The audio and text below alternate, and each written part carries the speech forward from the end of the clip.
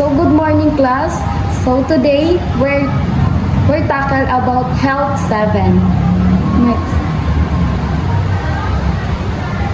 So before we start, here's our classroom rules. Number 1, be on time. Raise your hand if you have a question. Listen when someone is speaking. Participate in the discussion. Do not use gadget unless given permission by the teacher needed for the lesson purposes.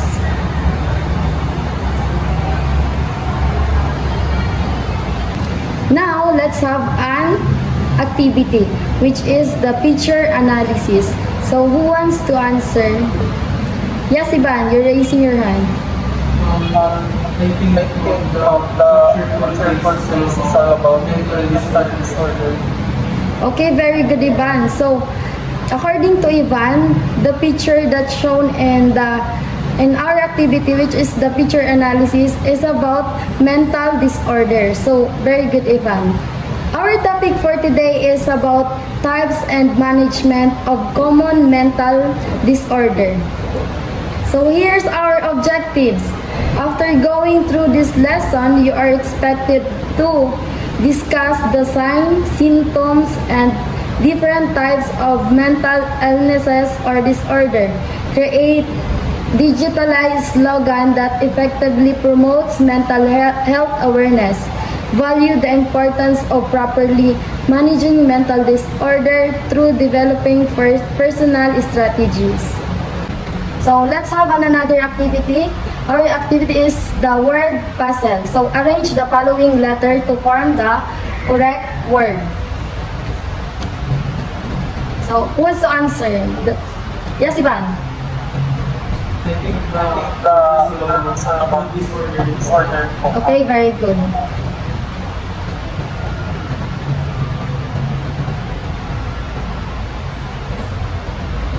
Next. Yes, Ivan. It's all about sa bipolar disorder po. Okay, correct.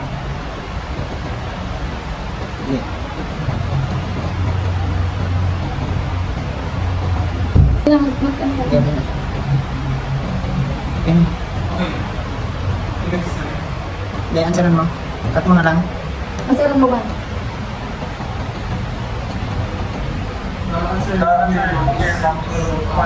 Obsessive compulsive disorder. Okay, very good. Next. How about this one? Psychotic disorder po. Okay, very good. Psychotic disorder.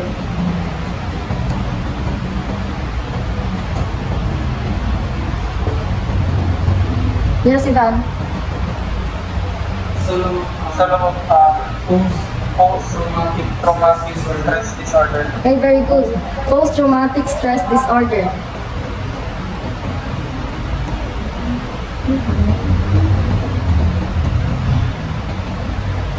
Yes, Ivan. Personality disorder. Okay, very good. Let's proceed to our formal discussion. So, what is mental illness or disorder? Who wants to answer? Ivan.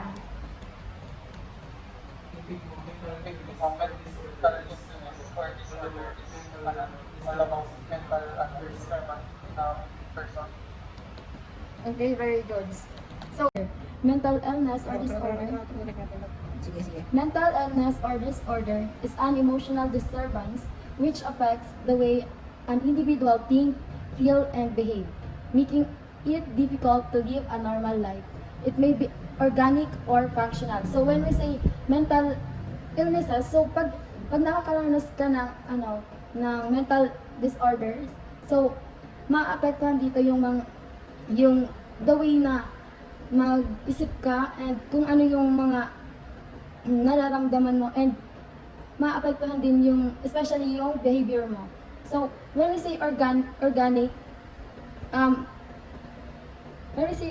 involved dito yung mga physical changes or damages within the brain, like yung mga brain injuries. And yung functional naman, it is the psychological factor or mga life experience na without necessarily involving the physical damages. Example na dito, yung stress or yung depression. Next. What are the causes of mental disorder? So there are different or several factors that can trigger or contribute to mental health disorder. The first one is social and environmental factor. This includes life situation and experience such as problem and unpleasant event like family health problem, parental problem, financial difficulty, school-related problems, among others. So when we say environmental and social factors, this encompasses the life situations and experience. So, papasok na dyan yung mga family health problems, yung parental issues, and especially the financial difficulties and mga school problems.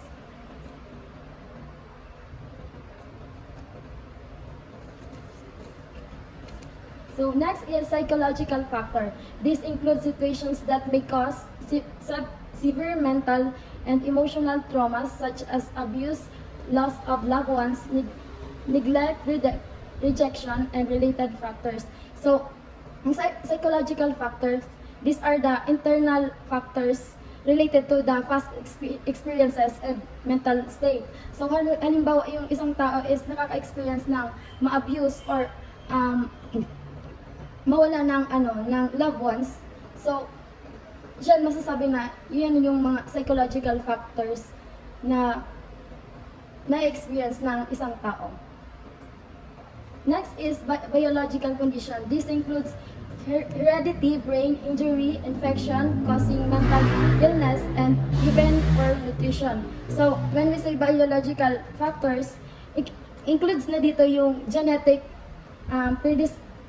predispositions of the person. Pwede din na namamana na yung mga sakit. Next. Yeah.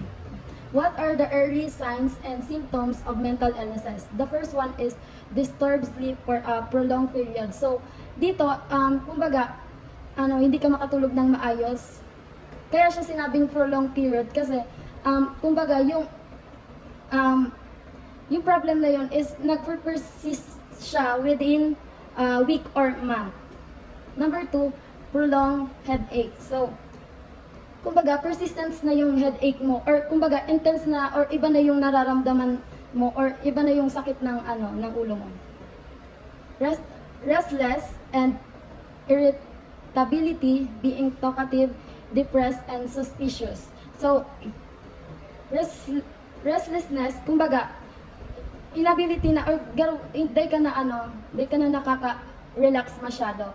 Irritability, yung madali kang mairita or mainis. Number 4, easily get tired and becoming unproductive. So, it refers to the low energy levels. Kumbaga, yung madali ka lang mapagod, which is, pwede siyang mag-lead para yung mag-decrease yung ability mo na mag-perform ng mga tasks or mga work responsibilities. Number 5, impaired memories. So, impaired memories, kumbaga, nagiging makakalimutin ka na.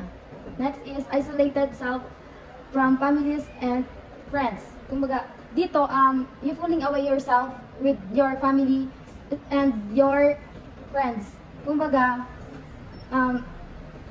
di mo na pinapractice yung mga social interactions and relationship mo within your families, friends, and others. So next is I will discuss the types of mental illness. So there are many different conditions that are recognized as mental illness. Consider the following. So mood disorders, bipolar disorder, psychotic disorder, obsessive compulsive disorder or OCD, and post-traumatic stress disorder or PTSD, and last is personality disorder. So next. So mood disorder. So pag sinabi nating mood disorder, this disorder, also called affective disorder, involve persistent feelings of sadness or periods of feeling overly happy or fluctuation from extreme happiness to extreme sadness. The most common mood disorder are depression, bipolar disorder, and cyclotic disorder. So, pag sinabi natin mood disorder, ito yung mga tao nakakaranas ng kaiba-ibang mood. For example, feeling overly happy. So, yung mga taong makikita mong masaya sila, sobrang saya nila, and up later on, so nakakaranas sila ng extreme sadness. So paiba-iba yung kanilang mood. Kaya masabi natin meron silang mood disorder. So next,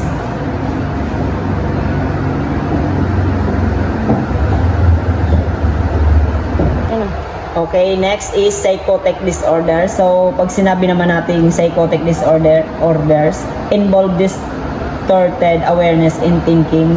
To the most common symptoms of psychotic disorder are hallucination and experience of image or sound that are not real, such as hearing voice, and delusions, which are false fixed beliefs that the ill person accept as true despite evidence of the contrary. So, one of the example of psychotic disorder is yung schizophrenia is an example of psychotic disorder. So, pag sinabi naman nating psychotic disorder, ito yung mga tao nakakaranas ng hallucination, yung nakakarinig sila ng mga sounds or nakakita sila ng mga images na hindi naman nakikita ng iba. So, nakakarinig sila ng mga voice, different voice. So, nagkakaroon sila ng hallucination. So, yan yung symptoms ng psychotic disorder.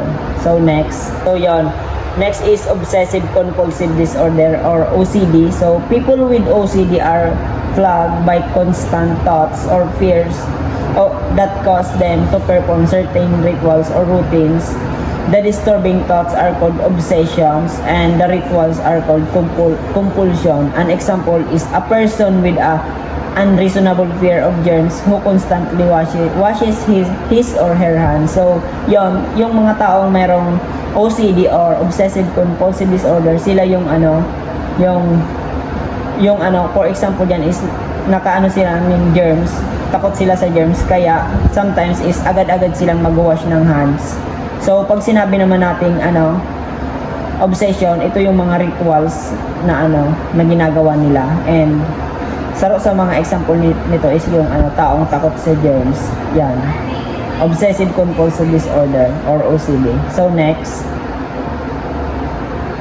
So yan, post-traumatic stress disorder or PTSD. So pag sinabi naman natin PTSD, is ito yung condition na that develop following a terrifying and traumatic or event such as sexual or physical assault, the unexpected death of loved one, or a natural disaster. So people with PTSD often have lasting and frightening thoughts and memories or the event and tend to be emotionally numb. So yung mga taong nakakaranas ng post-traumatic stress disorder. So sa mga causes nito is yung sexual abuse.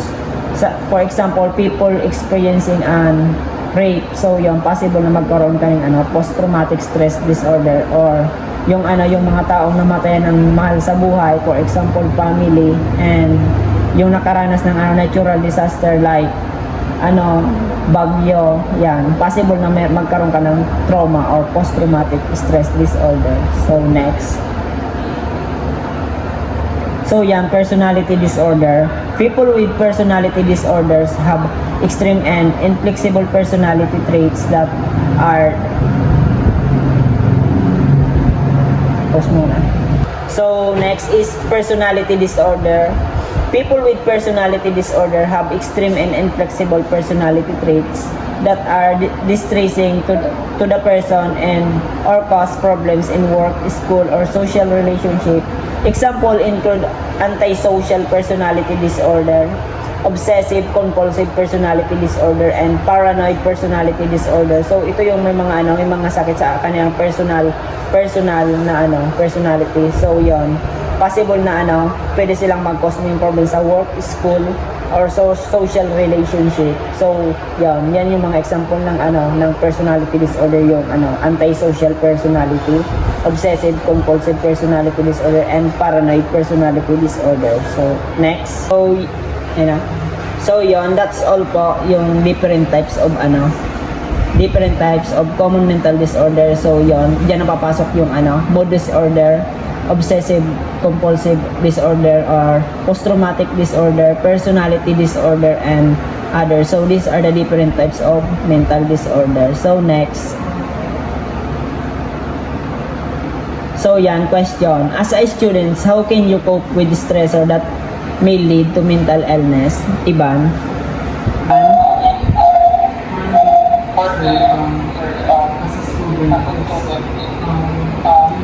ginagawa ko yung makaliwag sa stress or example may experience talaga. Example na nanonood ako ng mga movie para na-jirong yung sarili ko. Minsan kumakain. Yeah. Okay, very good, Ivan. So, syempre, kapag gusto mo, para maiwasan mo or makop mo yung mga stressor na pwedeng mag-lead to mental illness, syempre, avoid itong iwasan mo yung mga bagay na pwedeng mag-cause ng stressor, and also, it is important to, laging mag-isip ng, mga positive na bagay, and always avoid negative thoughts. So, yan. It is important na alam natin kung paano i-cope yung mga stressor na pwedeng mag-cause ng mental illness. So next. So that's all for our lesson. So ito na yung activity. So group yourself into 3 groups and create a digitalized slogan and submit it in our Google Classroom. So ito yung mga dapat ninyong gawin.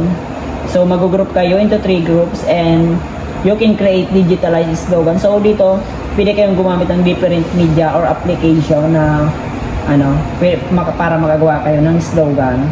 And isa-submit ninyo ito into our Google Classroom. So the rubrics of our activity is uniqueness 5, creativity 5, originality is 5. So the total of this activity is 15%. So yan. Don't forget to submit it in our Google Classroom. So for your quiz naman po,